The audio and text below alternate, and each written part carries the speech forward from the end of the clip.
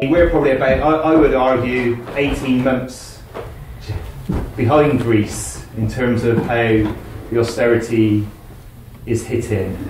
Would you say, Alan? You'll be a bit of a. I'd say we're about 18 months. Yeah. 18 months behind. We're not really seeing any massive cuts yet, really, even though it feels like stuff's already happening. But it's going to be this year and the following year where we're really going to see the impacts of the austerity agenda in this country. So, what I was thinking was, the reason I sort of organised this night was to get a range of different groups together to talk a bit about, one, what they're seeing as the main issues affecting people they're in contact with or organising with, and for them to sort of mention some of the forms of resistance that they've been undertaking or involved in or know about. So I'm going to get people to introduce themselves, so I don't have to.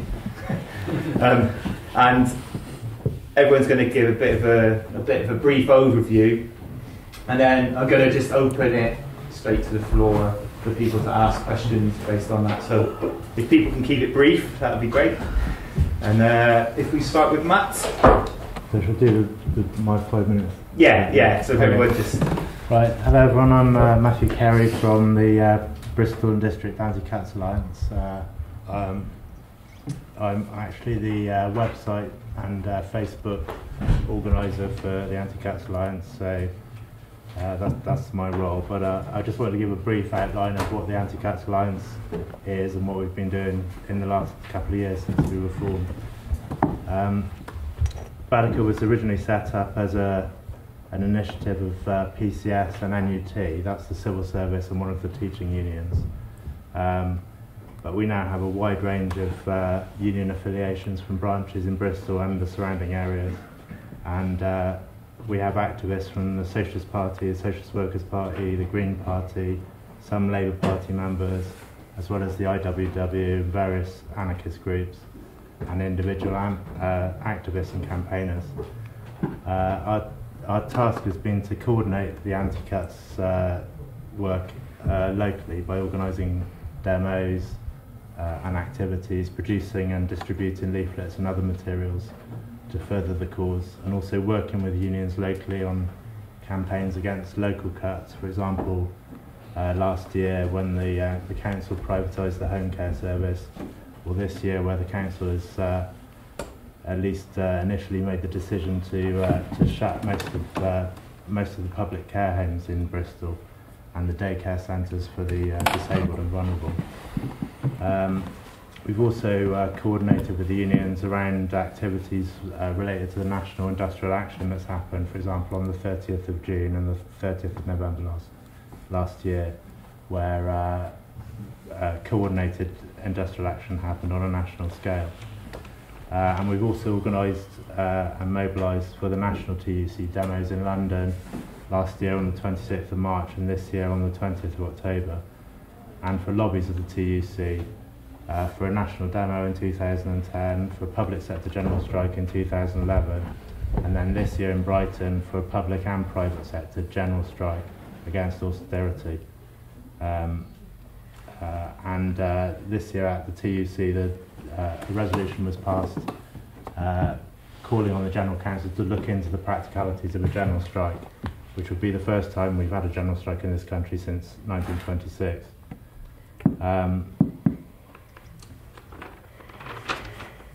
I think the struggle so far against the condemned government has fairly clearly split into two halves, starting from the first demo, the first Badaca demo in October 2010.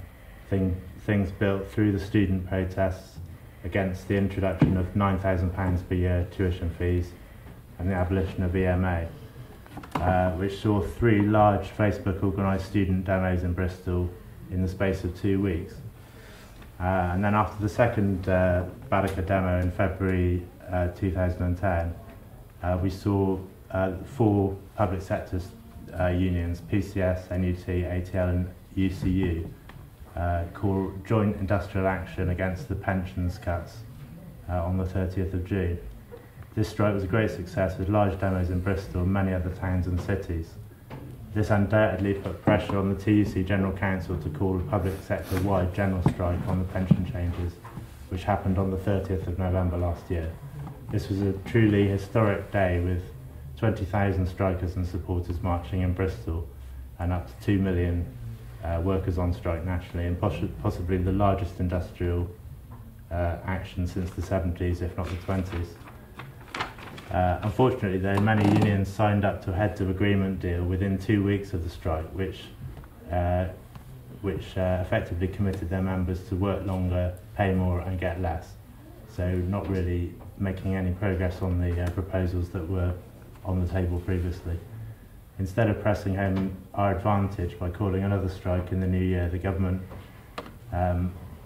if the government didn't move, then the momentum and the unity of this movement were lost for a time. Following these events, 2012 has been a harder year in some ways. Another public sector strike by Unite Health, PCS and UCU was held on the 10th of May with a more militant mood, but it was a much smaller strike than the 30th of November. Other demos have also seen a hardening of the mood compared to last year, but also a lower attendance as some begin to wonder whether the Labour movement and the anti-cuts campaigns can defeat the government. 2012 has also seen the passage into law of the condemns invidious bills on welfare and health and social care, which paved the way for swinging attacks on the disabled, the elderly and vulnerable, and the privatisation of the NHS. We should remember, though, that policies like the poll tax were not defeated in Parliament, but by the British people preventing their implementation. As the demo in Bristol this last weekend shows, the road to privatisation of the NHS can and must be blocked by the unions at every turn. As pressure grows for a public and private sector general strike against austerity, I think the reality of the cuts will bring people back into the movement, and hopefully sooner rather than later we can stop this government of millionaires by the millionaires in their tracks. Thank you.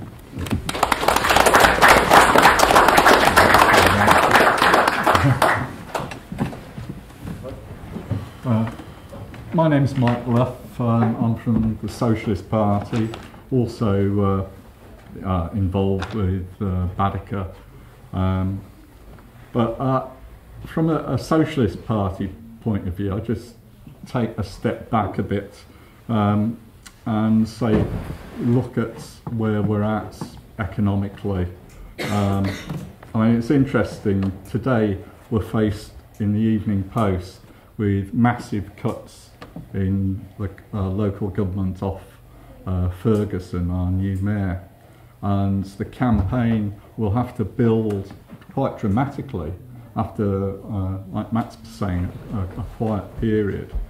But it shows the crisis that is there, of where 10% of the budget is going to be slashed, and that's what they're trying to do, just in one go. So we've had 55% cuts so far of the Lib Dems, and now we've got another 37% coming through under this new system. What this is, it is a worldwide phenomenon, like as we saw in the film, and that there are just the common factors running through it. But the main bit I look at is, you know, what sort of crisis is this for capitalism? And what we're looking at isn't one of your usual 3-year crisis. We can already see that. This isn't like 1980s for those of us who are about there. I mean, this is dragged on already, 4 years. We're out of all the major crises in the 80s by that time, as far as the economy goes. What we've seen worldwide is the total lack of developments, in terms of innovation, other than those of us who have smartphones or playing on games. There's a very little development that's actually being created by capitalism. Their investment goes on speculation. It's not about production. It's not creating wealth. And what we see is a period ahead of us of where we're in recession or a depression that will go on for a long period of time. And it's from that basis that when we're looking at work like Badaca does, then there are ebbs and flows. And you have to have a perspective as to where that's going. But the key element of if we look at the whole position is that we're in a period of capitalism needs to be replaced.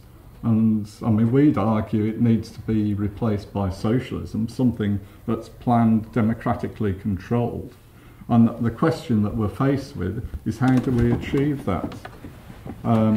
The areas that we've worked in particular, have covered a range. So from, like with the Badaca, then that's covering sort of community activity and building up the community activity. The National Shop Stewards Network is where we put in a lot of work, and that's had the impact of calling for a one-day general strike as the first step to a series of strikes. And that's within a perspective of saying the government is very weak, which it is. It's not like we had Thatcher in the 80s with some big majority and they were sure where they were going. We're faced by a very weak establishment. The question is where is the opposition? Where is the Workers' Party? And we'd argue for a new Workers' Party, a new mass Workers' Party, and that's been part of, with the Trade Union and Socialist Coalition, is the idea of a formation based around the trade unions, in particular the role the RMT with Bob Crow has played, of building a new party because Labour's just shifted so far to the right into being just a straight capitalist party. And so we have just cover, I think, in closing, as this little time, the closing bit I'd say, which I think is interesting, of what we could discuss in part tonight, is the food banks and looking at, well, what do we do? We've got 6 million people in trade unions, and the battle will be won around the trade union disputes. But in the communities and building up resources so that people aren't left starving to death, because that's where we're facing, well, we've seen it in London already where somebody died. But what role in this city individuals can take, as well as on the political front and on the industrial front.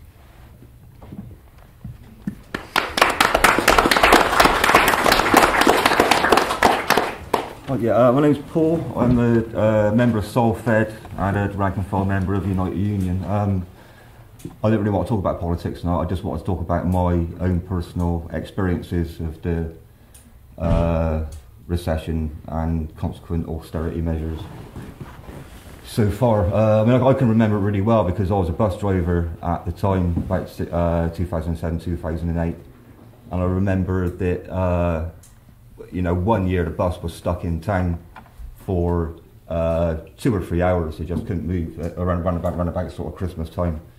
There was hundreds of people on every single bus stop, all loaded up with their shopping from Debenhams and Primark or wherever.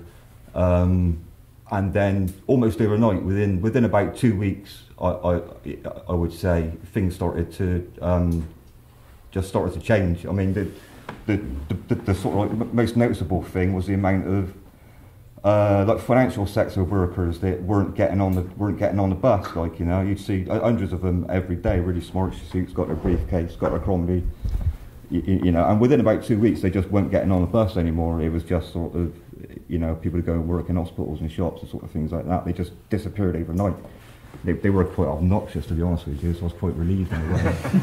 But and then Christmas come along, and it just couldn't have been more of a contrast. you know, the bus just sailed through town. Hardly anyone out doing sort of Christmas, you know, sort of Christmas shopping. It was that quick, and it was that sort of instantaneous, like, you know.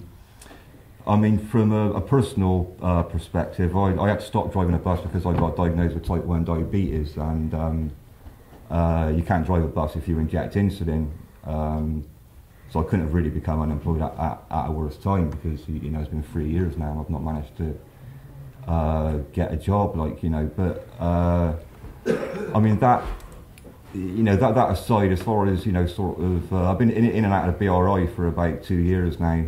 I'm not going out quite so much anymore, but I had to go quite a lot when I was sort of first diagnosed, like, you know. And there was an area there for type 1 diabetics, totally sort of, you know, sort of dedicated to, you know, with the, you know, the specialist nurses had their own office. There was 2 or 3 consulting rooms for the, there was a little waiting area with loads of literature and books and magazines about sort of, you know, it was, and I'm sure that anyone that didn't know anything about healthcare, you know, realises it, continuity and sort of familiarity of, like, people and sort of place is really important when you're being, you know, sort of in sort of some sort of medical sort of therapy situation. Gone now, you know, clinic's gone. There's no place for us to go with my sort of like health condition for that disease. The consultants are all dropping like flies. You know, they're hemorrhaging sort of diabetes. You know, my diabetic nurse actually left. You know, she just couldn't tolerate it anymore. Like, you know, so I lost my diabetic nurse as well, who I built up a relationship with over sort of 2 years, and was like quite sort of, you know, sort of familiar with. So I'm unemployed, and I'm on ESA, like, so I go down. Egan House sent me to go and speak to working links, like, you know. I'm supposed to be getting some help to sort of find work, like, you know. Go to speak to working links. Oh, we're going to be on the dole with you next week, like, you know. Government's taking our sort of contracts off of us, like, you know. So I spent 2 years on ESA with absolutely no help whatsoever from the job centre to sort of find any work at all, which is what they're supposed to give you on you know, ESA.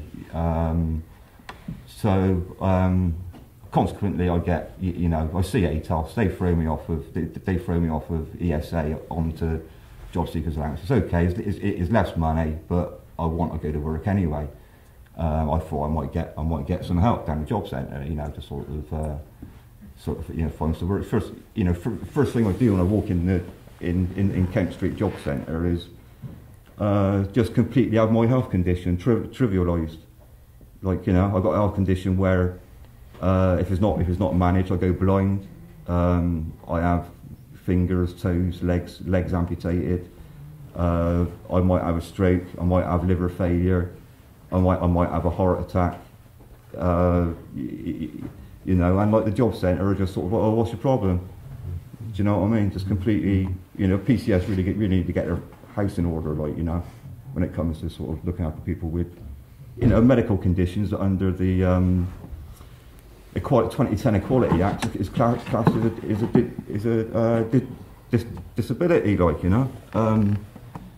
You know, the treatment's just dehumanising and demoralising, and, you know, quite sort of atrocious, really.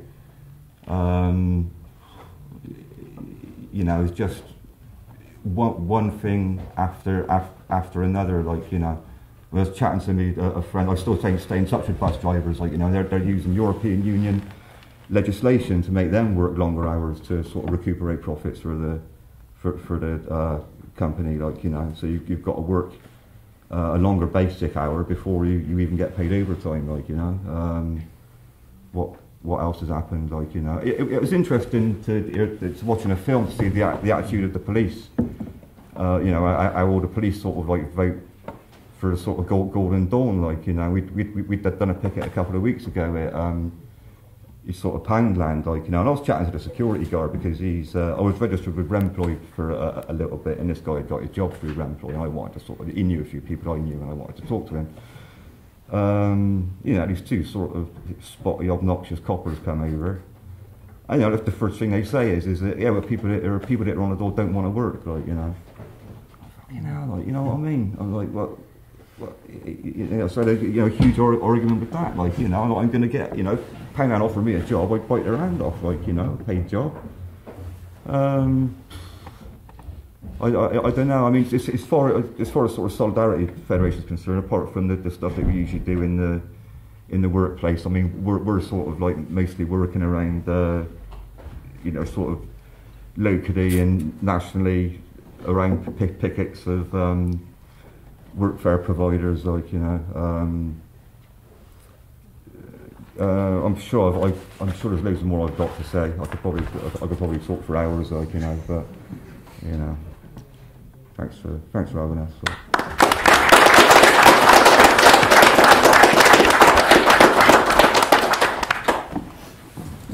Hello, my name's Sian and I'm one of the coordinators of the Bristol Feminist network. And you'll have to excuse me because I have got a bit of a cold, so I'll try not to lose my voice. But I wanted to talk to you a bit about how the cuts have impacted on women since the austerity measures have come into place, and particularly how the cuts have impacted on violence against women and girls support services, which is an area that BFN have been working on through the last couple of years. So I thought I'd start with some numbers, because that's always good. So the first number that I have is that 70% of the cost of Osborne's austerity budget came directly from women's purses. And this happened because the government did not put into place an equality impact assessment. And since then, they've decided that equality impact assessments are just a layer of red tape that they don't actually need, which I thought was pretty telling, considering their failure to implement them in the past. The second number is that since 2010, women's unemployment has risen by 20%. And so even though now men are still unemployed than women, the gap is actually closing quite severely as women's unemployment rises, and in some areas men's unemployment has decreased. And as the cuts to the public sector continue, and the public sector is about 61% made up of women employees, and this is just going to get worse and women's unemployment is going to continue to rise. And the third number I've got is 230, and that's the number of women that are turned away from refuges across the UK every single day. And these are women who are trying to escape from violent relationships. And 104 is the number of women that have been murdered so far this year as a result of domestic violence. And actually, when I put these notes together on Saturday, I had it at 103, but yesterday another woman was murdered. So in the first week of 2012 alone, there were 4 women murdered that week. So that was the equivalent of 1 woman for every working day of the first week of 2012. So my final number is one that's specific to Bristol. In Bristol, 99,000 women will experience domestic abuse, sexual assault or stalking in her lifetime, and that's nearly half of the city's women's population. And at the same time that this is happening, we're seeing local funding centralised, so local support services such as the Wish Foundation lose their money, and local women lose the safe places they need to be able to go to in order to escape violence. And what this kind of symbolises to me is that we're living in a world that seems to believe that support for victims and survivors of violence is only something we can afford in times of prosperity, and that it's something to be taken away in times of hardship. But this is absolutely ridiculous, because not only is it a marker of a fair and just society that we protect the most vulnerable people, but also there's a lot of evidence to suggest that domestic violence goes up in times of recession. And in fact, one report has found that attacks on women have gone up by 2,000 per week nationally since the recession began. And of course, it isn't just cuts to the support services either. Cuts to the NHS, to legal aid, to policing, to child benefit, to housing benefit, and the introduction of universal credit are all going to have a huge impact on women trying to escape violence. And of course, the increase of women's unemployment is another contributing factor. So as far as I can see, there is nothing in the cuts that does not have an impact on women's safety. And of course, one of the great and terrible ironies of these cuts to support services is that the outcomes of domestic abuse and violence against women cost so much more than the preventative safety nets that we should all have in place. So it costs far more to run a police investigation into the murder of a woman than it does to pay for a refuge place for that woman. And I think in Bristol we actually need 43 refuge places, and we've only got 28 at the moment. And so the number of women who are coming to homeless support services, for example, is increasing.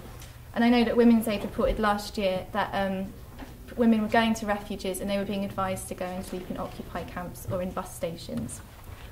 Obviously, some of these women are there with children. So I believe that these cuts are ideological and that they're happening because they are seen as easy. Because the people who are the most voiceless and marginalised in our society are the people that don't have the time or energy to fight back. So domestic abuse is so common that it doesn't even make it into the news anymore. Does anybody know that this woman was murdered yesterday? It wasn't headline news. So it's easy to cut these services because there just really isn't anyone there to fight back. And that's why it's so important that we fight back against the cuts. And that's why Bristol Feminist Network and the Bristol Fawcett Society, who produced this incredible report on the impact of the cuts in Bristol, which is my Bible, we're fighting back. And on this Saturday, we're going to be in Broadmead outside Starbucks, flyering Christmas shoppers with information about how you can all fight back on the impact of the cuts on violence against women and girls support services. And we're going to be presenting statements to the council in every single month up until the budget's announced to make sure that they know that they cannot cut these services anymore. Because to cut these services is fundamentally killing women.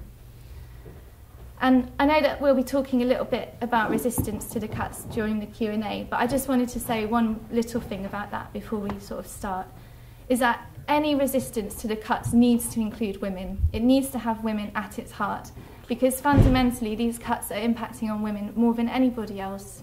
You know, there are more women in the 99% than there are in the 1%.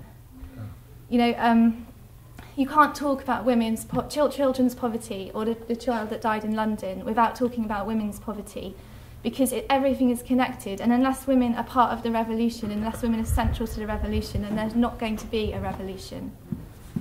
So thank you.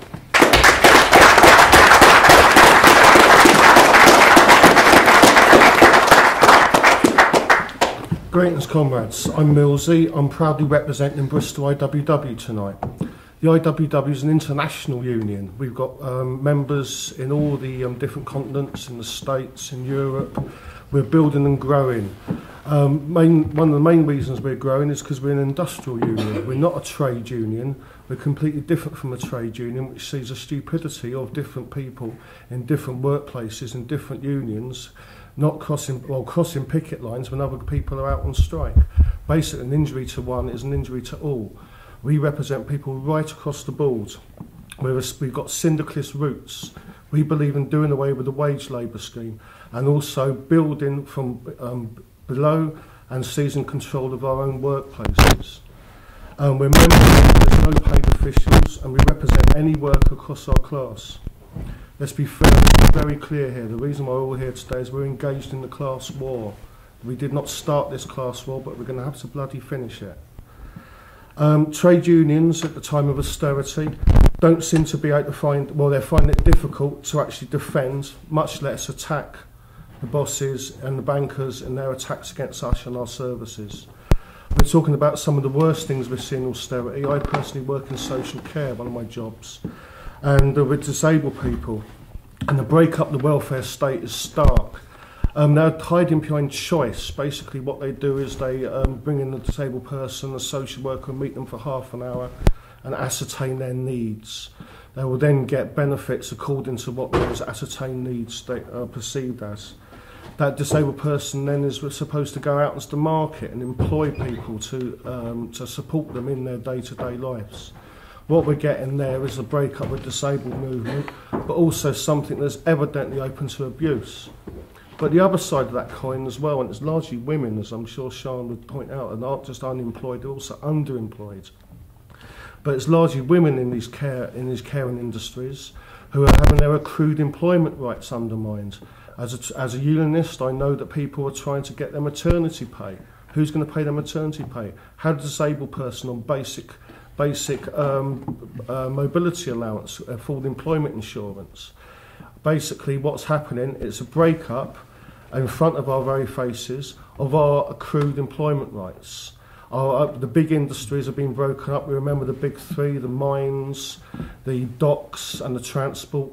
They're just about broken up. We still have the RMT, thankfully. but on the whole, a lot of those have been smashed. One of the last bastions of unions seems to be in local government and also the health service, and we can see that they're being attacked as well. I agree with people on this table who are saying it's ideological. So, basic accrued employment rights is something which the IWW wish to pick up on as well. As I said, we represent across our class, but we don't only represent, we try to get people to organise, we train people up, we get them to think about the situations they're in and defend themselves, rather than looking to some paid official of a trade union or somebody out there, some middle-class muppet, to sort it out for them. We need to start sorting it out for ourselves, comrades, and we need to start organising ourselves and growing a bit of backbone.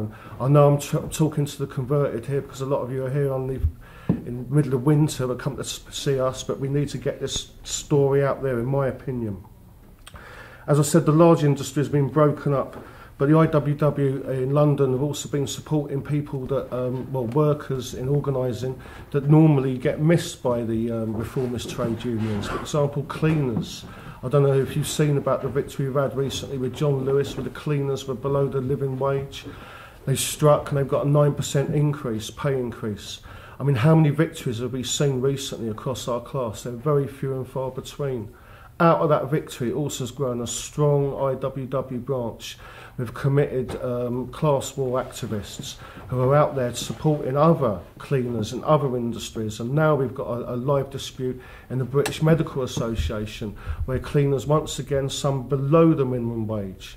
They're being picked on basically because most of them come from other shores, and the actual employers think that they can undermine their wage whilst also setting them in juxtaposition against us. We won't have it.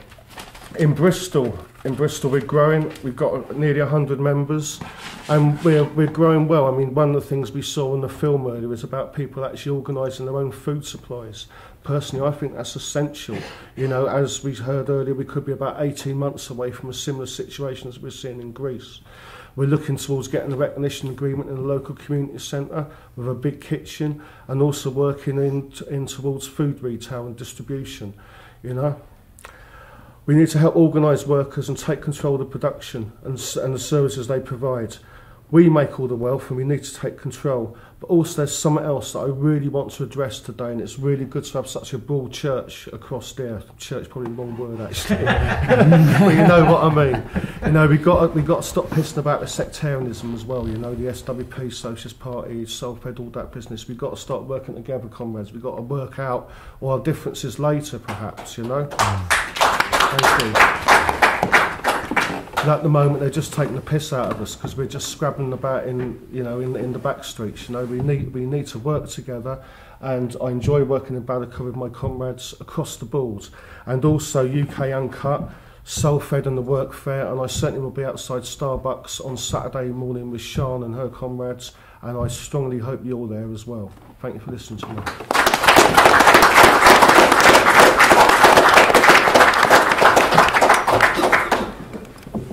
Okay, my name's Mike. I'm with the Anarchist Federation in Bristol. Basically, we're a non-hierarchical, class struggle-based anarchist organisation. What I'm going to talk to you a little bit about today is kind of how the current mode of resistance against the austerity measures isn't really working. It sounds a bit pessimistic, I know, but if you listen to me, I can explain. In any case, as we have seen, obviously, in the last couple of years, we've obviously been mobilising against what has been the austerity measures made by David Cameron and his gang of cronies. Unfortunately, these protests have kind of dwindled in number. Last month, we had the demonstration in London organised by the TUC. It was 100,000 less than it was the year before then, when it was March 26 demonstrations.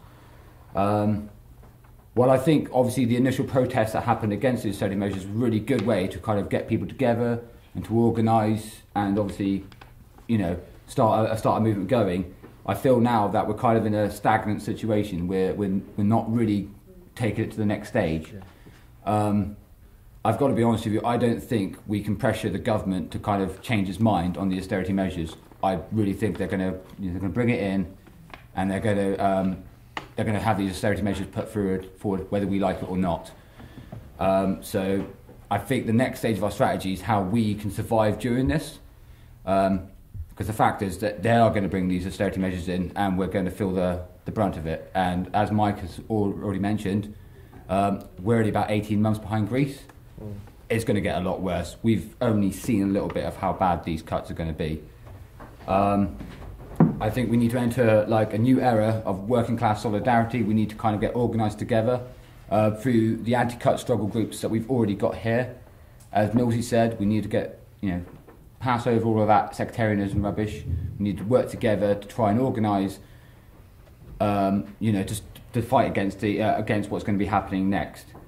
Obviously, with these new austerity measures, they're going to be closing down countless public services such as libraries.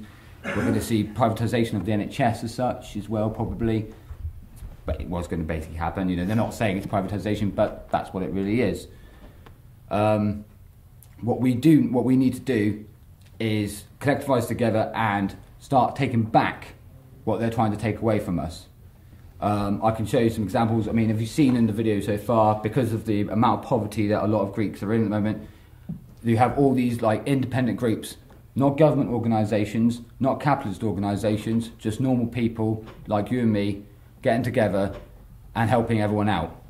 Another great example of this is in Spain. You had trade unionists going into supermarkets and literally taking food, not paying for it, not making any deals, walking in there, taking the food and saying, look, we need this food and we're not going to pay for it at the end of the day. This is ours, and we produce this, it belongs to us. Continuing on anyway, I would like to see that kind of thing happening here in Britain as well. I'd like to see us trying to get together and organising how to survive in the age of austerity, because I think no matter what's going to happen, when the government is not going to change its mind, it's going to bring these austerity measures in and we're going to suffer unless we get together now and think of a way to organise for ourselves without the help of government or without the help of capital. Thank you.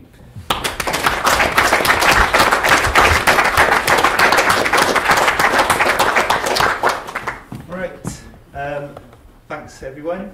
Our collective pleasure. So open it out to the floor if anyone's got questions. Right, I'll say Alan, then you, and then you. So Alan first. Well, I think what I find particularly depressing is the unions, particularly in Badaca, have repeated all the mistakes of the 70s, as goes public sector special pleading, and not widened out at all. And I think that's a large part why you've failed miserably. And I think there's a couple of allied things that would have been more successful rather than a purely reactive campaign. As we want to stop cuts X, then we could have had positive messages that would, I say, living wage or something that so everybody felt they had a stake in it and they would benefit from it. And some of the ones about how practical ways where we could just grab the money back. The government could grab the money back as a way to organise around it. Respond? Can we keep responses quick so we can get... Yeah. Not too quick, but Yeah. I definitely agree that it needs to be broadened out. I mean, obviously the unions are strongest in the public sector after everything that's happened over the last 20 or 30 years. But until we bring the private sector on board as well, then we're really not going to sort of do the damage to the government that we need to do.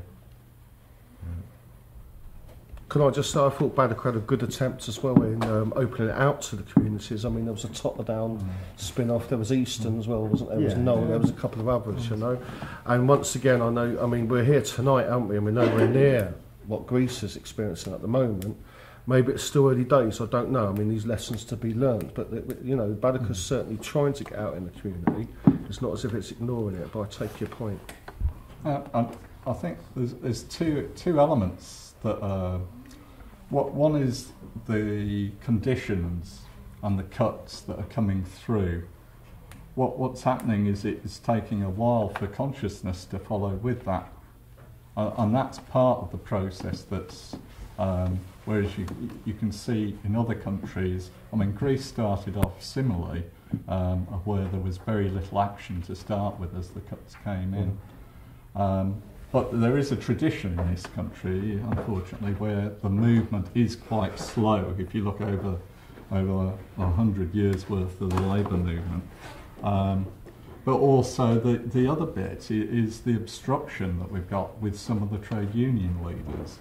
And that is what's held back these disputes, which should have been on a national scale and pulling out.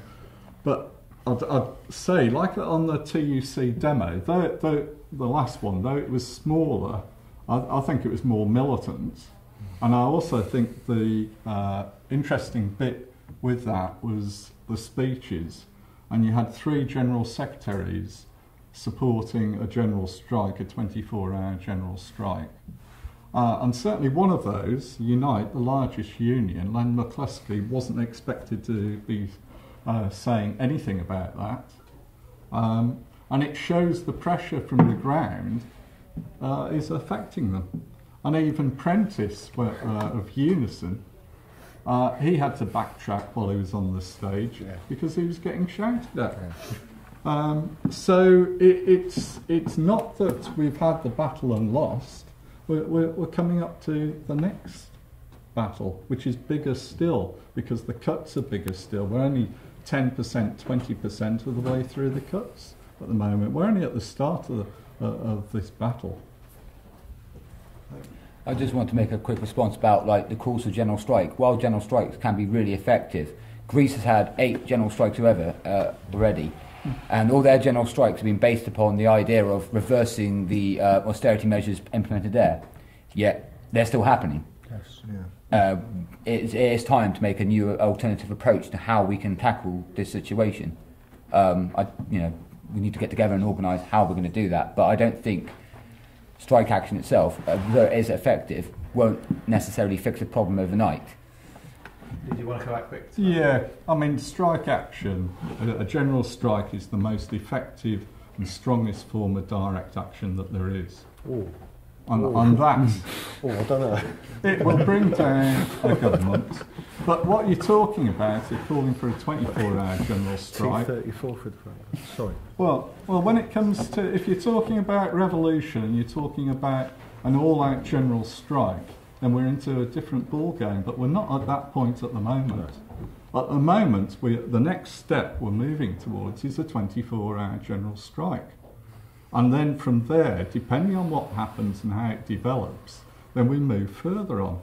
But what we don't use a 24-hour general strike or a demonstration is just as a front to let off steam.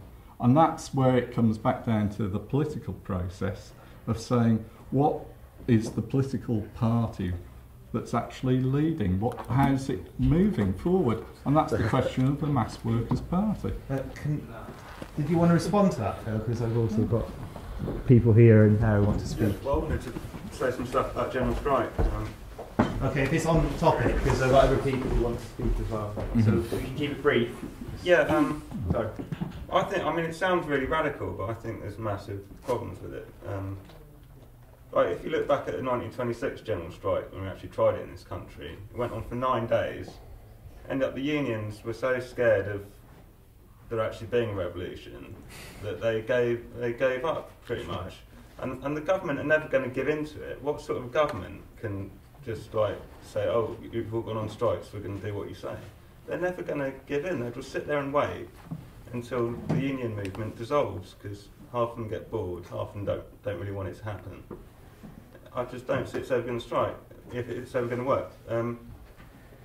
What we really need to do is actually start thinking about how we're going to run society, not try and reverse these cuts or ask the government to give us something. Yeah. We've got to work out how working people can take power, and it's not about reversing the cuts. Because even if we could bully the government, I don't think they could even reverse the cuts, because the economy that existed 5 years ago is broken. Good point. It's not in a capacity to reverse this, so it's pointless asking them to.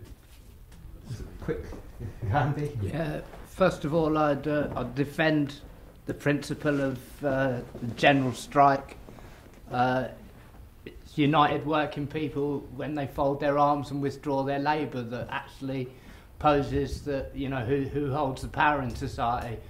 But where I take issue, Mike, is, you know, you'll talk about the Vanguard Party. I don't think that's the critical point for us in England. Yeah. You know, the critical difference, I would say, between here and Spain are the material conditions, you know, that we're facing and that they're facing.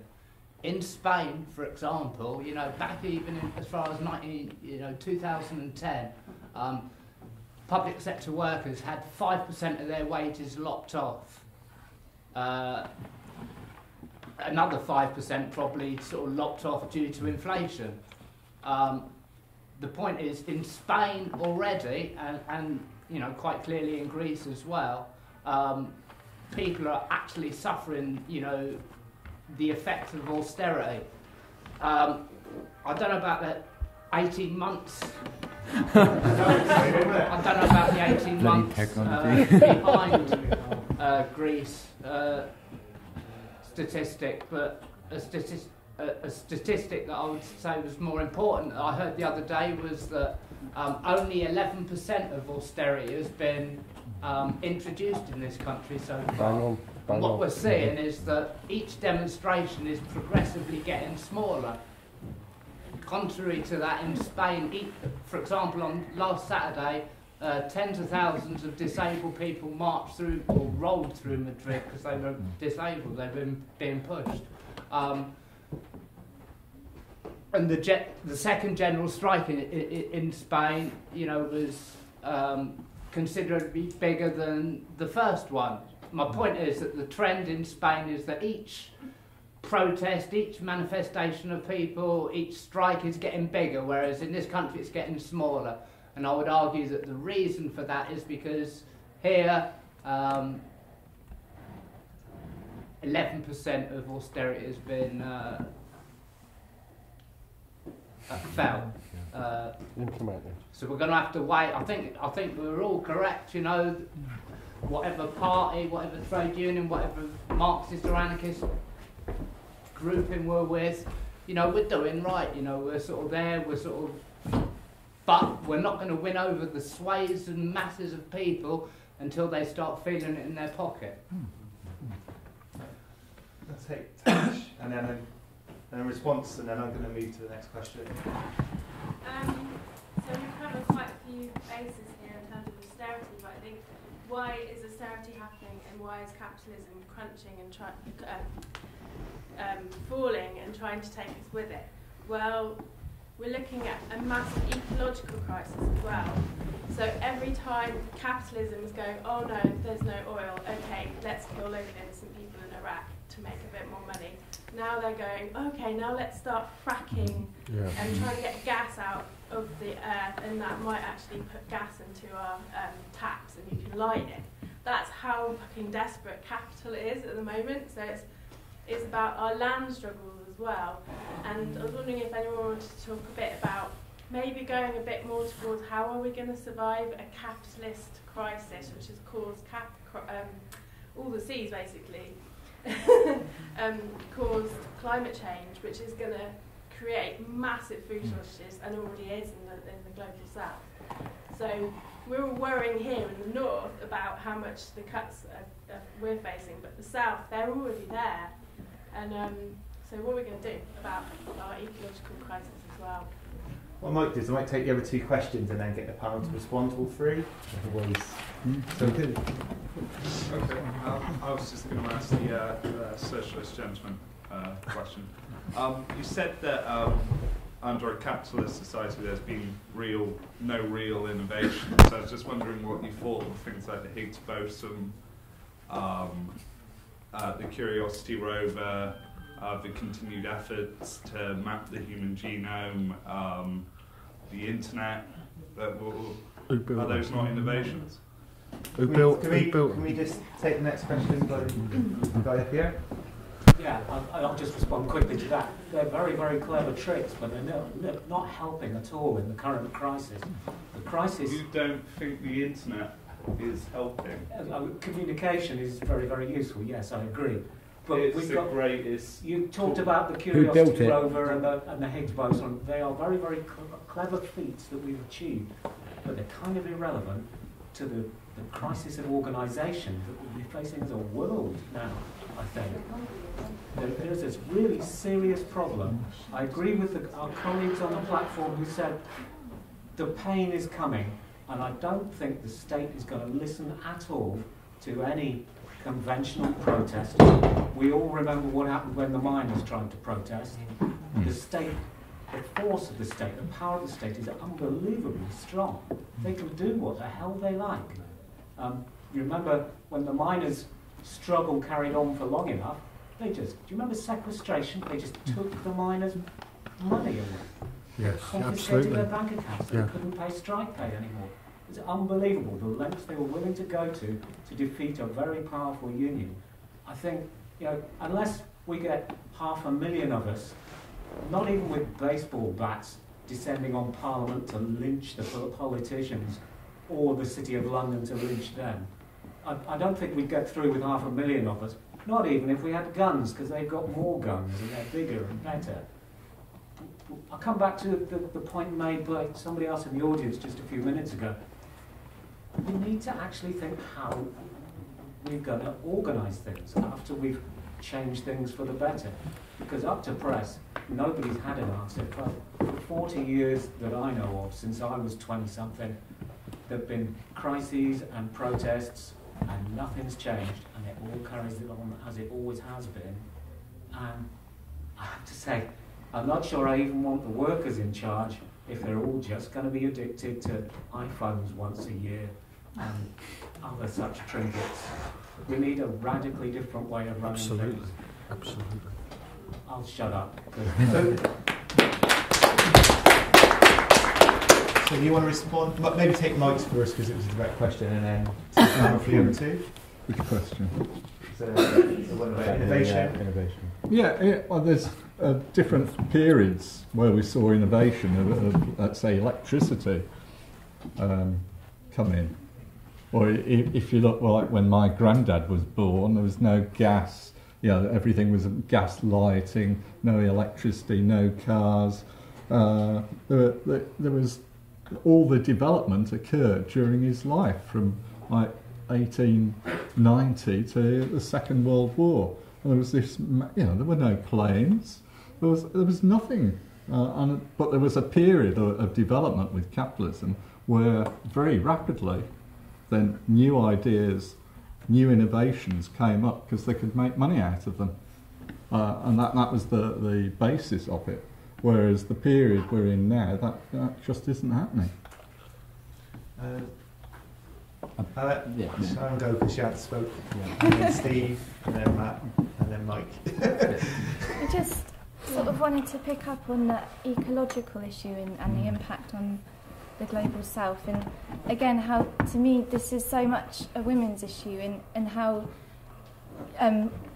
there's the famous statistic like women do 2/3 of the world's work and only earn 1/3 of its income and only own 1/10 of its property, and it sort of links up to me about how the cuts are really ideological, and there's going to be I don't know if you know, but Afed is rebranded as UK Aid, and it's got a lovely picture of the Union flag above it.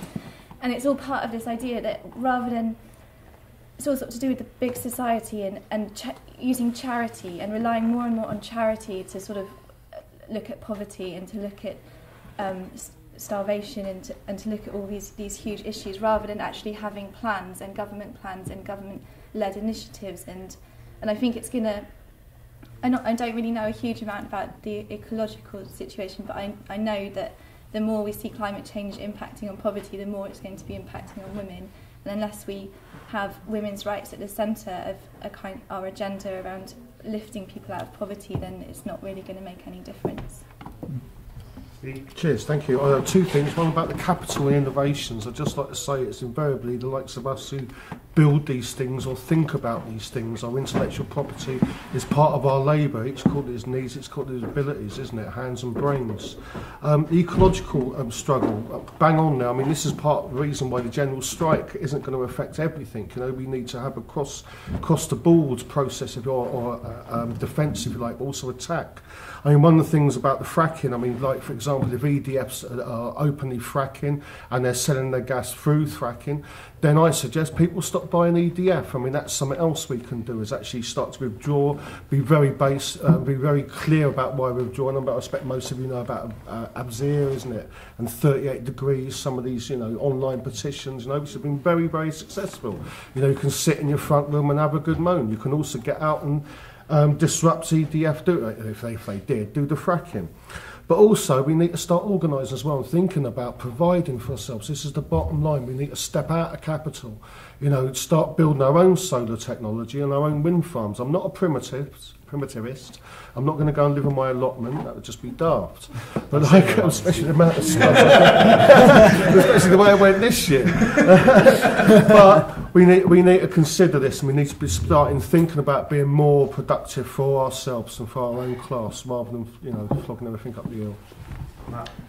Yeah, I think the point about the innovations and the point about the ecological crisis is linked, because under capitalism, any idea that is exploited and attracts investment is only attracts investment on the basis of its profitability, not on its social value or its use to sort of the mass of the population. And the same with the relationship between the advanced countries and the third world, and in terms of investment in agriculture, when everything's based on simply how much the shareholders can make out of it, quite often the effect on the ordinary lives of the majority of the population is quite destructive, and we see the effect on the ecological crisis. And I think under socialism, under a planned economy, we could exploit the ideas that come along and the scientific advances much more to the benefit of the general population. Okay, in response to, I can't remember the gentleman's name. Jamie. Basically, as far as I'm concerned, like you talk about innovation and stuff, the ability to invent doesn't come from this. It comes, it just comes from in here. Basically, you think it at the end of the day. You don't need capitalists to tell you what to think and how to invent. No, you have it in there already. Humans have been doing this for years, even before capitalism even existed. At the end of the day. I mean, yeah, the internet's a great, invention and all that, but maybe capitalism did help it, but it's more than anything, it actually exploited that invention. In my personal opinion, it didn't actually, In all the examples I put forward, those were created under a capitalist society, but they were government sponsored. The capitalism side of the economy, like I don't know, in the UK it's financial services. Elsewhere in the States, it's again the financial services and a bunch of other stuff. That all goes towards supporting the actual government sector and their investments in infrastructure for the internet, NASA, even though their budget's been massively cut now. I'm not saying that these are capitalist inventions. I'm saying that they are a byproduct of a capitalist society. We won't. Sorry, Sean. No, please. I just and one of the things that we sort of don't think about when we think about innovations, and it's like if everybody in this room, I imagine you all have mobile phones. I mean, I have a mobile phone, I have a laptop, and one of the key ingredients into making mobile phones and laptops is coltan, and the vast majority of the world's resource of coltan is in the Democratic Republic of the Congo. Yeah. Now, if everybody didn't have a mobile phone, if all of the mobile phone and laptop companies stopped getting conflict minerals, then there would not be a conflict in the Congo anymore. It is all based because of these minerals. And obviously, like I say, I buy into it. You can't really get along these days without a mobile phone or a computer. I couldn't do my day job. But we need to put pressure on these companies to show that if you want these innovations to happen, if you want this world to be like a multi-communication world, then you have to also take responsibility for where you're getting your minerals from. Yes. And that's people don't know about coltan. I didn't know about coltan until last year when I did an event on the Congo.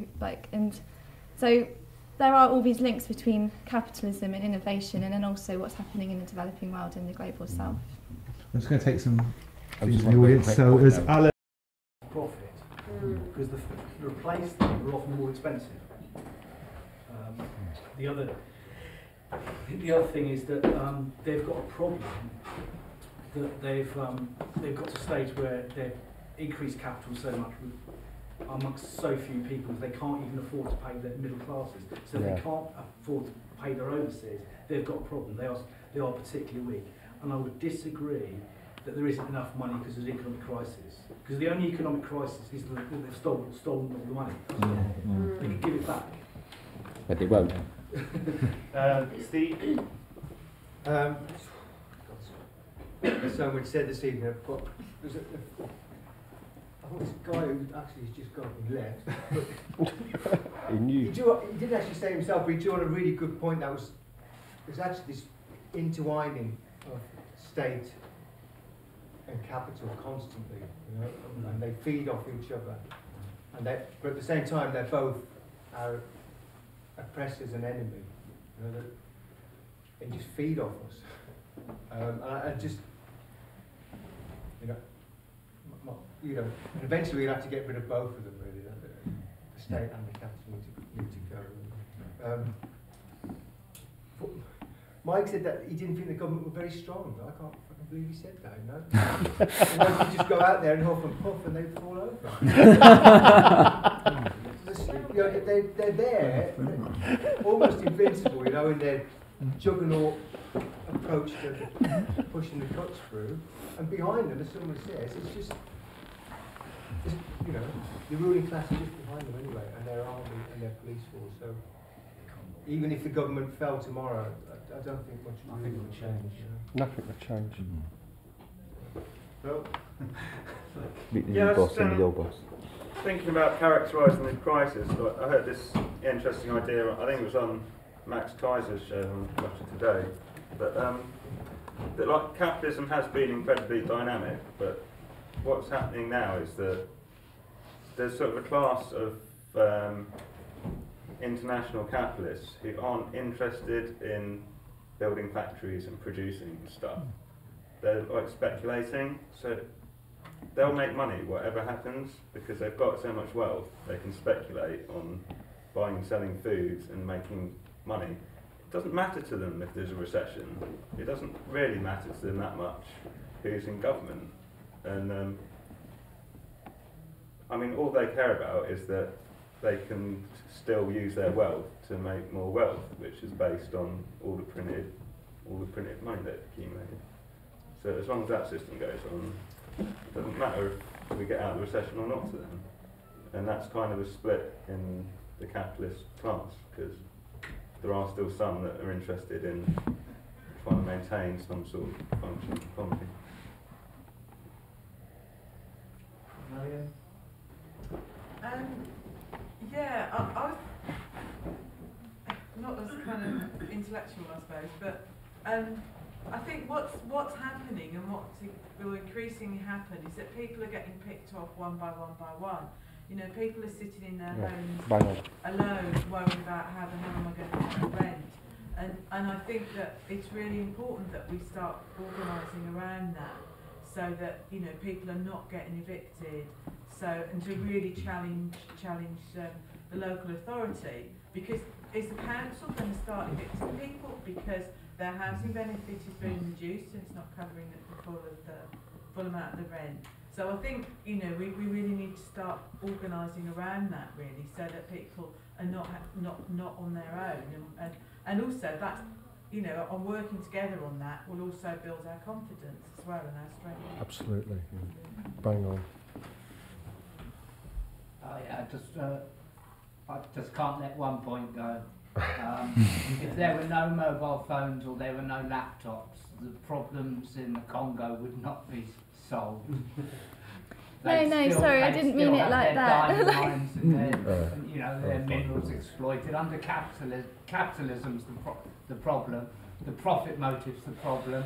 There's not just one commodity that's being exploited there. The diamonds or mines. It's capitalism and the profit motive that's got to be eradicated, not just one. Yeah, no, I completely agree. Sorry, I didn't mean to simplify it in such a gross way. It's just because there is this huge problem with conflict minerals and how many minerals there are in how rich in minerals the Congo is and how that's been played. But it's precisely because of the capitalist issues. And so yeah, I wasn't trying to say that it could be, because clearly the problems there are so huge and interwoven. But I think it would help if we all made our mobile phones last as long as possible. Yeah, absolutely. This is it. It's just a blind consumerism at times, isn't it? Yeah. We just feed into it. But I really like, if you don't mind me jumping in, I really like the point down there, because this is very, very important. It's not just about general strikes and trade unions. It's also about the underemployed, the unpaid carers, the disabled, the kids that haven't got a hope at the moment. You know, we need to get them all out and thinking about it, you know, because it's death by 1,000 cuts across the board, you know. And, you know, I mean, at the moment, I mean, in local government, for example, you know, just seeing that, it's very difficult to get librarians to think that social workers and the cuts that are going on over there actually is going to affect them until it's actually happening, you know, and it's just that mindset. Do you know what I mean? But it's a good point, that is, and that's the thing where Badaca meets up, innit, Matt? Yeah. You know, out in the communities, you know, start getting meetings out in the communities, perhaps chairing it, but then handing it over to the locals. What are their issues? What is bothering them? Where are the cuts happening? What's happening to their local library? Where's the local creche gone? That sort of thing, you know? I'd like to, can we move on to talk a bit more about that rather than just, a lot of us know what the issues are. Absolutely. I was thinking, like, if everyone happy to carry on to like 10:15. What time is it now? 20 minutes. We want to talk about just more solution-based ideas. There is one person. Right. He's got the solution. Yeah. There he is. So if we're going to begin talking about more positive sort of solutions, sort of, I think, as the comrades at like Millsy and Mike were talking about, sort of getting organised as like a working class towards like surviving and fighting against these cuts in austerity and capitalism and the state in general. There's been some good examples. I mean, what we were seeing in Greece with sort of the handing out of food to the local people. There's sort of organisations like Food Not Bombs, which have run on sort of a very grassroots, bottom-up level, which, in its most basic form, take like the waste products from like supermarkets and give them out as like hot food. And as the woman over there was talking about resisting the evictions, there's networks that do that at the moment with sort of like evictions of squatters and stuff like that. I'd love to see that broaden to a wider thing, resisting all evictions. And there's sort of been a great movement closely linked to the Occupy movement in America, where they've been resisting sort of the evictions of homeowners. So that's another great example. And sort of one that's really sort of I've quite liked seeing is the Occupy Sandy movement in New York, where after the tropical storm there, lots of people were getting together to provide their own relief, like without relying on sort of NGOs and government organisations to give out food, shelter, medical aid and everything like that. And I think we need to see these sort of like grassroots organisations getting together, providing for ourselves instead of relying on like governments, capitalists, or any sort of hierarchy or person above us to provide for ourselves so we can survive any sort of crisis that comes at us. Told you the solution. Basically, my question's about young people. It seems that young people basically started the anti-cuts movement in the UK. They were the first to have any decent-sized protests, which to this day the TUC hasn't had any protests that were as militant as that, with people, say, disobeying march routes and that kind of thing. And of course, it went on from that to occupations, to smashing of Millbank, and arguably later even onto the riots were largely young people. Which the trade union movement just hasn't really matched. However, the mainstream anti-cuts movement doesn't seem to have really engaged young people in any way. It still seems to be separate. And in addition, it seems like young people haven't really found any way of organising themselves, of creating groups. Do we need to try and have a look at organising our movement in a different way, rather than around, especially not around trade unions, seen as it doesn't seem to really be engaging people? That's my question, just trying to... Yeah, that's my question. Do you want to respond? Well, yeah, I'll respond. Yeah. I mean, you know, a lot of people that go on riots are also in trade unions as well.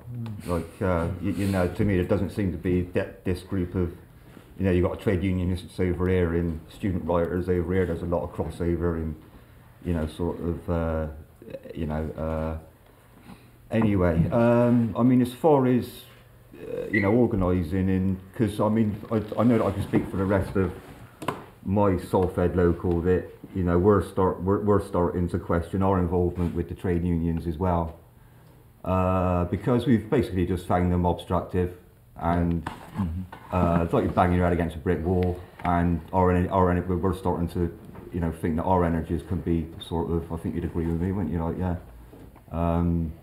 or our energies would probably be better spent, you know, sort of, you know, organising independently of them. It just takes up so much time and energy, and it's just so depressing and disappointing, to be honest with you. I mean, on a sort of positive note, I mean, the way that I've been organising personally, independently, is, I mean, one small victory that I did have was that there was a Skills for Life course run by Southmead Hospital that was educating type 1 diabetics in how to manage their sort of illness. And it was it's a you know, very good course. It was almost cut. I mean, through associating with other health workers through my SF local, and from having previous experience working in healthcare as well.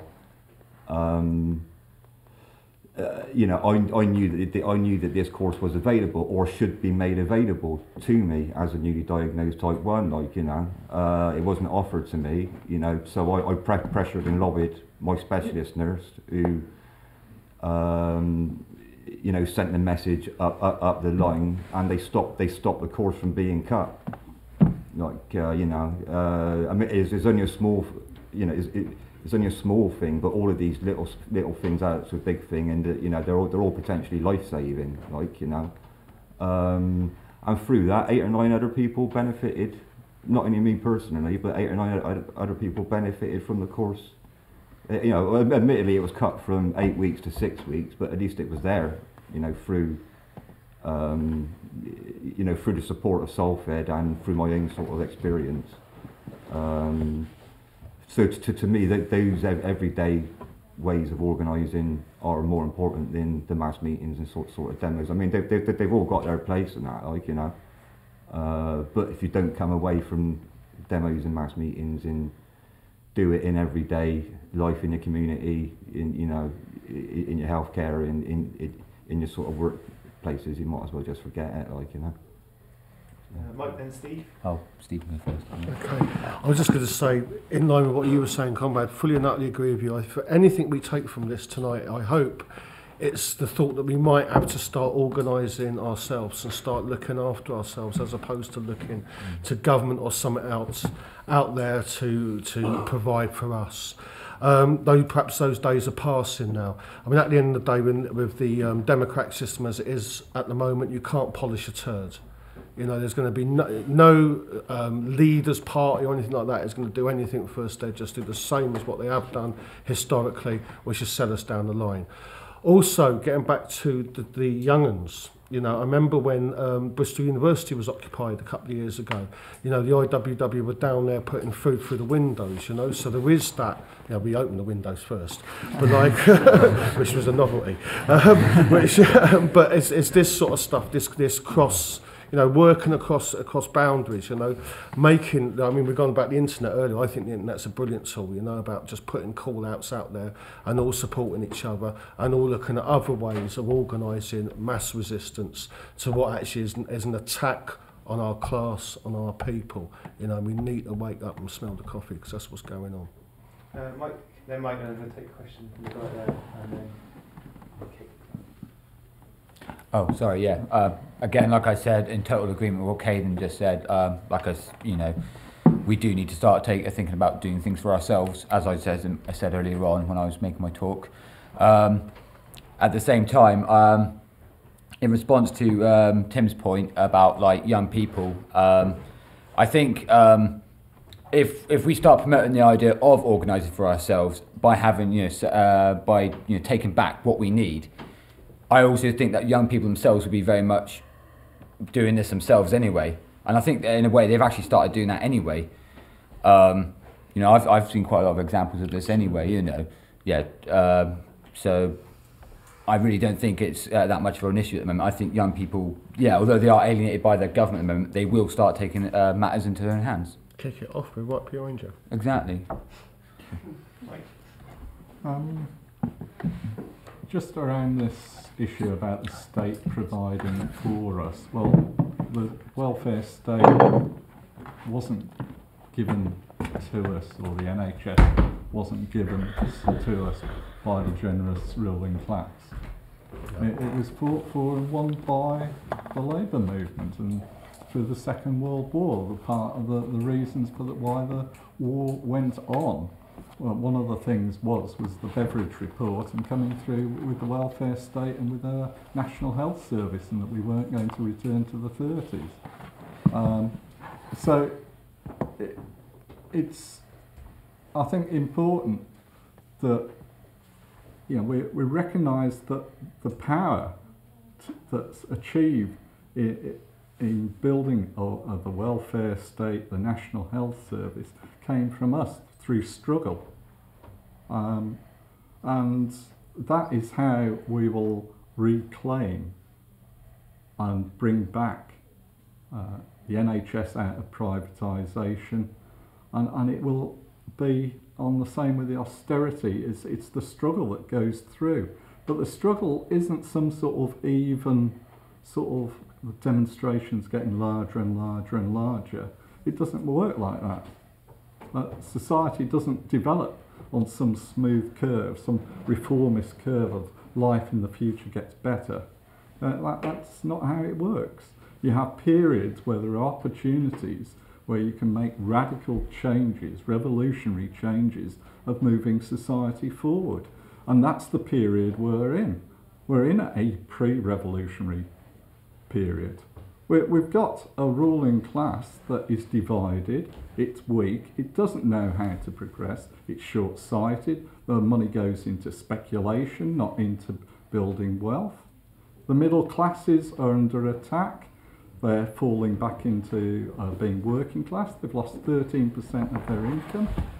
It's a process that's going on, but the main process is that the working class that is where the strength lies, and it's by being organised, and it's the organised working class in workplaces and withdrawing labour, but also out in the community, because everybody, like you said, whether your family, you've got somebody in your family out of work, or living in a residential home or using the NHS, everybody is interlinked.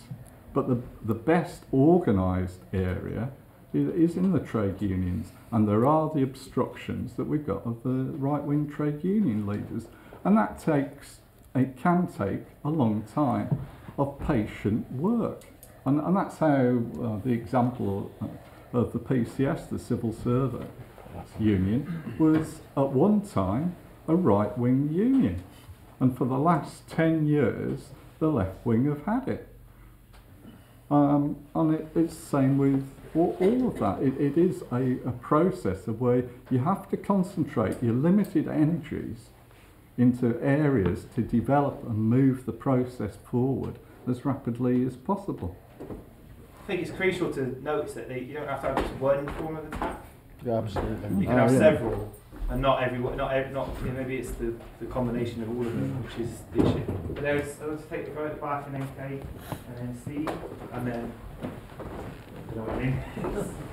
So I didn't have much to say. I just wanted to echo the current mood of the meeting, which about this idea that we need to help ourselves. I don't think we can persuade the establishment economists to take a different policy direction because they're not listening. And I don't think we can defeat the establishment because it's way too strong. The best possible approach is going to be to try and make it irrelevant somehow to sort out our own solutions. I'm slightly worried that this is what Cameron calls the big society. Is it? No. I don't know if this is right. I wanted to advertise an event that will be taking place not this weekend but the one after. I'm speaking kind of last minute for a group of people who are putting on a kind of Everything's Not Okay cafe. I can only speak for my own place. I haven't had a lot of chance to speak to people, but generally did want me to sort of make it known here and say that people would be really, really good if people wanted to come to a kind of sort of central location in Bristol to continue these sorts of conversations, to talk about organising, to talk about how people like want to work together, with an emphasis on kind of positive examples of collective action and how it does work and how it's kind of known to work. And how we talk about how it does work. It is an anarchist principle event. It's not anything else, but it's open to people to come and talk and we can communicate and organise for a weekend or however long else. So not this weekend, but the one after. Sounds great. Would there be information out in the media? I think so, yeah. But I just wanted to, and also if any, if people want to do workshops, talk about, then now might be a time to get in touch with that group and to. What is the group called, please? Everything's Not Okay. Cut the Crap Collective. Cut the Crap Collective, I like that. And the cafe at the moment is called Everything's Not Okay Cafe. But obviously, closer to the time, it will become. Yeah, absolutely, I understand. All right. Yeah, good move. In a central location, not yet decided. Marvellous. Yeah. Back to this ongoing crisis as it builds, and the necessity to organise around attending people who are going to be chucked out of their homes for providing food banks. I think they're already up close to where I live, up in Tottenham. About a couple of days ago, and somebody just stopped and asked where the food bank was, which I didn't know about. So those are going to be an increasing phenomenon. Yes. And the central issue that we're talking about is self-organisation. But then there is the danger, I think, that capital will allow, somebody mentioned the big society, would allow an element within the framework of what you could call repressive tolerance, which is tolerating certain cracks within our life for us to take over those defensive positions for ourselves. But of course, once capital starts to see that we can organise and project a model of living that is very much different to the commodified way of capital, then that's when we can really start to make a difference. But the problem is to really define ourselves away from the concept of charity. Yeah. And I'm with Oscar Wilde, who said, that's the one thing,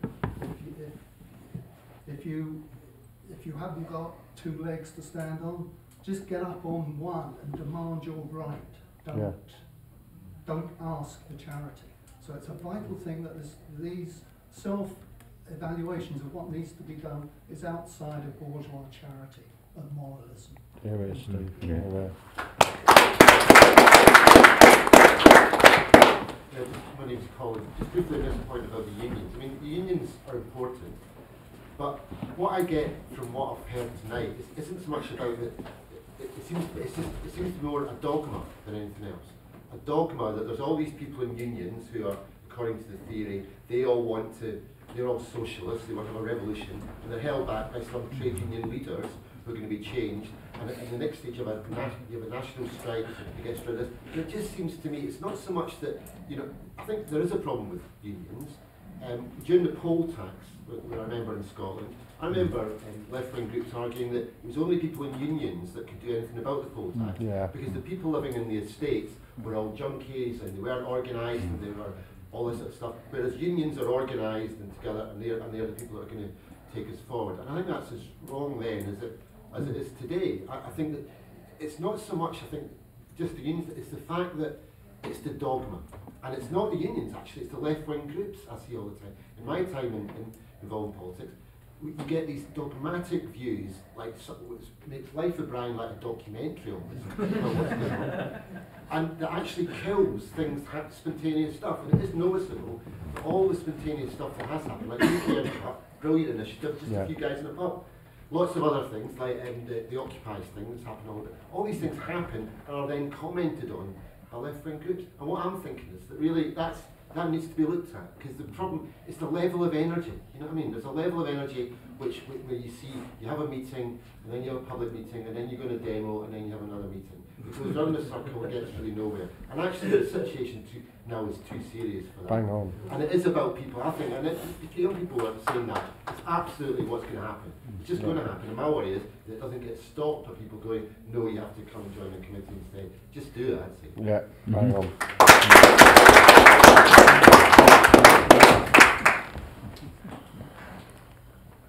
Sorry, I was just going to come back to this gentleman up here. I was just going to ask, have you ever worked in government or public sector in any shape or form? I worked for the NHS for 5 years until I got privatised by the Tories just before Tony Blair got in. Right, okay. It's just, you say, you know, the state's too powerful and all this kind of stuff. It's talking to someone who does work in the public sector. It's quite funny to me because I see every day how shit and stupid and incompetent everyone is. Just saying, oh yeah, they've got bigger guns and that's, well, they've got guns, yeah, but It's shambolic, but they've got the guns. Yeah. But what it is, it sounds quite conspiracy theorist saying, oh yeah, you know, you can't beat it. I mean, look at what's been happening this year to this government. I mean, this David Cameron desperately hanging on to Andrew Mitchell and then eventually having to, you know, do a U-turn and get rid of him, losing face. The whole Everson inquiry, him basically getting it saying, oh yeah, I'm not going to implement any of this in media for all outside of the Sun, maybe the Daily Mail. I don't think they're infallible in any shape or form. They are very, very weak, and I think it's pretty obvious at this point to anyone who follows politics that, you know, come the election, the Conservatives and certainly the Lib Dems, UKIP, are going to become the new third party. They're going to be wiped out. To which I only respond, who caused the mess in the first place? It was bloody Labour. Absolutely. Well, no, it was a global banking crisis. It was a global banking crisis. No. Everyone Can I make a quick response to that? Sean wanted to speak, actually. I just want to say, no matter whoever you vote for, the government always gets in at the end of the day. Yeah. That's a fact of life at the end of the day. Doesn't matter whether it's Labour, the Tory, or the Liberals, they're all the same at the end of the day. It's not going to make a damn difference. And the Labour have already said they're going to bring in the cuts, so yeah, no difference. Someone in there, Matt? It's kind of going a step backwards in terms of comments and questions, but I just wanted to do a bit of a plug for feminist organising, because fundamentally, in lots of ways, feminism has been one of the greatest social revolutions of the last 150 years at least. You know, since the suffragettes, we have seen a complete and utter turnaround of women's role in the West. You know, the idea that we only got the vote less than 100 years ago. And then back in the 70s, women were coming together and they were creating rape crisis centres, they were creating the refuges. It was women coming together who were sick of what was happening to women. And now we're seeing these ideological changes that are trying to push women out of the public sphere and back into the private sphere. And so, as a response to that, we have seen in BFN itself, like our membership has doubled over the last 2 years. UK Feminists have reported that 18 new feminist groups were set up last year alone. Women are coming together again, and not that we ever stopped, because the media wanted to say that we were dead, and we were never dead, we were always there. But we're suddenly getting a lot more voice, and we're suddenly getting a lot more powerful. And so, join us, join the feminists, because we can make a change, and women are still coming together, and we're still making a change. And across generations, across borders, you know, last year we worked with women in Afghanistan to, you know, talk about women's rights in Afghanistan. there needs to be a change, and we need women at the centre of it, and we need women at its heart, and that's where feminism is.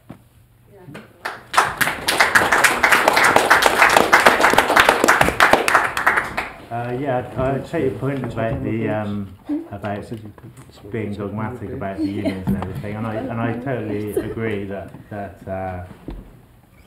Occupy Bristol and the Uncut movement and the student demonstrations and all the different aspects of the things that have happened in the fight against the cuts in Bristol are very important and have all led to the overall sort of picture of resistance. But it is still the case that the withdrawal of labour is the biggest tool that we have as ordinary people, and I think that obviously you don't want to come across as dogmatic, but at the same time we have to aim for that. I mean, I was involved in the poll tax campaign locally, and it wasn't the trade unions that defeated that. It was ordinary people getting together in anti-poll tax unions and not paying the poll tax that defeated that. So, That just disproves what you said. Sorry? Does that not just disprove what you said? Well, no. I mean,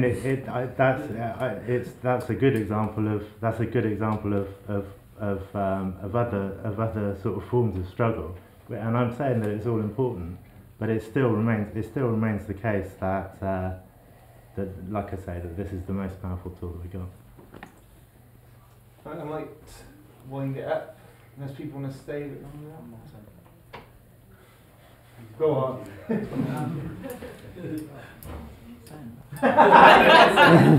Alright, you've got two up here then. Yeah. You haven't spoken, so.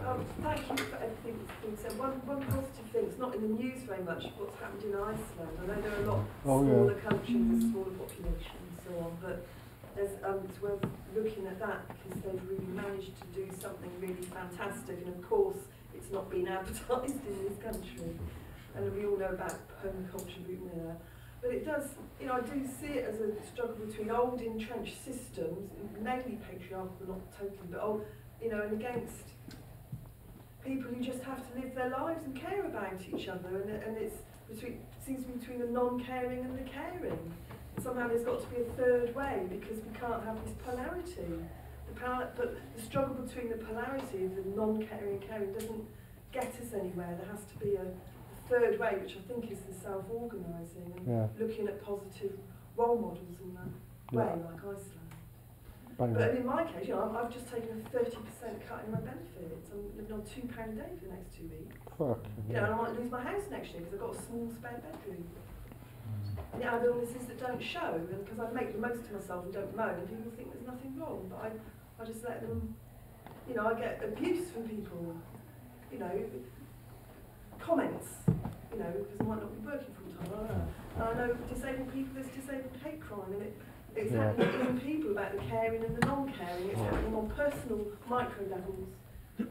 I don't know what that third way is, but that's how I see the struggle at the moment. Just like to end up with saying that there are lots of different forms of society, of way of organising society actually being developed at the moment. And one of the models I really like is the commons, the idea of the commons, this model of the commons. And there's like peer-to-peer open source ways of creating and sharing, and then there's participatory economics. So there are lots of models, or it's not like you're coming into this thing with a blank slate and there's nothing out there.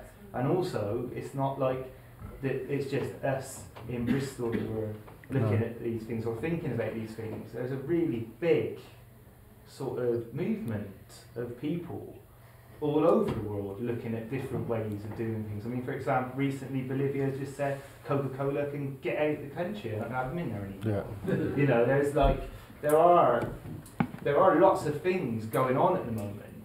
It may feel quite depressing in Bristol, and England is quite depressing this time of year anyway. but there are lots of things which are happening, which won't be reported on BBC News, which you won't see unless you look for. I mean, that's why we set up the site, the Permanent Culture Now, is to show and highlight these things. And I would urge anyone to look up, you know, these ideas, particularly the commons, because people are working out whole systems of how you could provide for everyone, and how you would use resources, and all these sorts of things. So it's not that this stuff isn't there, and there is a shift. I feel there's a shift in consciousness in huge amounts of populations. I mean, I just think, particularly in the global south, and then there's like Via Campesina, which is the land rights movement. I mean, they've got thousands of people involved. You know, you're not talking like small movements. You've had, you know, Chiapas, the Zapatistas, you've had all these things, but this stuff isn't happening in Bristol at the moment, but we're not in the situation, material circumstances that they are. But it's not, you know, you just get fed in the mainstream media the word message, and there is lots of actual quite hopeful stuff. And we're doing a talk in, there's a film being shown in February about the commons, and hopefully George Capentis might be over and doing a talk about the commons. There's a very good website called The Commoner. So there's Ian. Yeah. Going. Has a lot. It's umbrella for. Sorry. If you're quick. It's an umbrella advertising a lot of these global positive actions. Yeah. So hot flyer there, everything wants one. Sorry, just can we just stay quickly and then. Just wanted to make a very, very quick point, just to pick up what you just said about the one message from the media. The one thing that everybody can do here is to challenge that for the simple reason that the person who wins the argument, by and large, is not the person who's right, it's the person who gets to pose the question. Yeah. So the one thing we can all do is to challenge the concept of the false dilemma. There have to be cuts. Yeah. Do we cut this or do we cut that? Yeah. We don't have to accept that. Absolutely. Thank everyone. Thank you all. Can we just, because I think this is a really good example of do-it-yourself culture. We turned up here, we couldn't find a light switch at first, could we? And Simon's done the filming, and Claire done the front of the house, and that just proves our point. We are multi-skilled and we can do it. And I've got to go, otherwise writers will go around me. Cheers, just like to say one thing. Outside by the bar, there is the Cabelli Info Shop. They're selling all sorts of literature, pretty right on if you ask me. Please go along there, check it out. There's awesome stuff there, including some calendars from the Anarchist Black Cross, which is fundraisers towards political prisoner support. Please check it out. And come on Saturday. Yeah, Saturday.